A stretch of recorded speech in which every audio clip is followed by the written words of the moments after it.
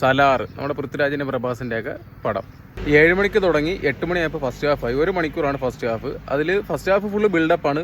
പ്രഭാസ് ആരാണ്, പൃഥ്വിരാജ് ആരാണ്. അതിനകത്ത് പൃഥ്വിരാജ് വരുന്നത് ഇന്റർവൽ സീനിലാണ് പൃഥ്വിരാജ് വരുന്നത്. പ്രഭാസിന്റെ എൻട്രി കാര്യങ്ങളൊക്കെ നോർമലാണ്. പക്ഷെ പൃഥ്വിരാജിനാണ് ഗ്രാൻഡ് എൻട്രി കിട്ടിയിരിക്കുന്നത്. ഏറ്റവും സൂപ്പർ എൻട്രി പൃഥ്വിരാജിൻ്റെയാണ്.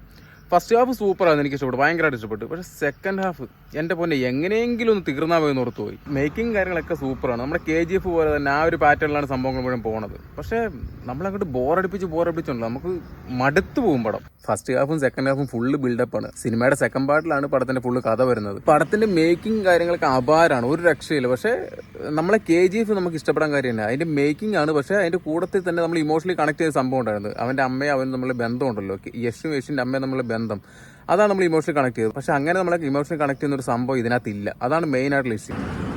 ആകെ പടത്തിൽ എനിക്ക് തോന്നിയൊരു പോസിറ്റീവ് പൃഥ്വിരാജാണ്.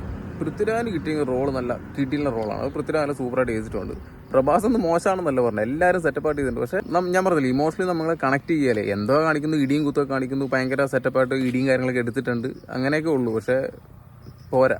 പിന്നെ വേറൊരു ഇഷ്യൂ എന്ന് പറഞ്ഞാൽ 100 കണക്കിന് ക്യാരക്ടേഴ്സ് ഉണ്ട്, എല്ലാവർക്കും പ്രാധാന്യമുണ്ട്. നമുക്ക് ഭയങ്കരമായിട്ട് കൺഫ്യൂഷൻ ആവും, ഇത് ആരൊക്കെയാണ് എന്തൊക്കെയാണ്, കുറേ നേരത്തേക്ക് ഒന്നും മനസ്സിലാവില്ല. ക്ലൈമാക്സ് ആകുമ്പോഴും നമ്മൾ ആലോചിക്കും അവൻ ഏതാണ് ഇവൻ ഏതാണ് അങ്ങനെ പലതും തോന്നും. എനിക്ക് സെക്കൻഡ് ഹാഫ് ഭയങ്കരമായിട്ട് ബോറടിച്ച് ഇഷ്ടപ്പെട്ടില്ല. ഇനി ചിലപ്പം അടുത്ത പടത്തിൽ, അതായത് സെക്കൻഡ് പാർട്ട്, പടത്തിൻ്റെ അടുത്ത സെക്കൻഡ് പാർട്ടിൽ പടം ചിലപ്പോൾ നല്ലതായിരിക്കും. ഈ പാർട്ട് പോരാ. എന്തായാലും നമ്മുടെ കേരളത്തിൽ ക്രിസ്മസ് നേര് തൂക്കും, ലാലേട്ടൻ അഴിഞ്ഞാടും, ഉറപ്പാണ്.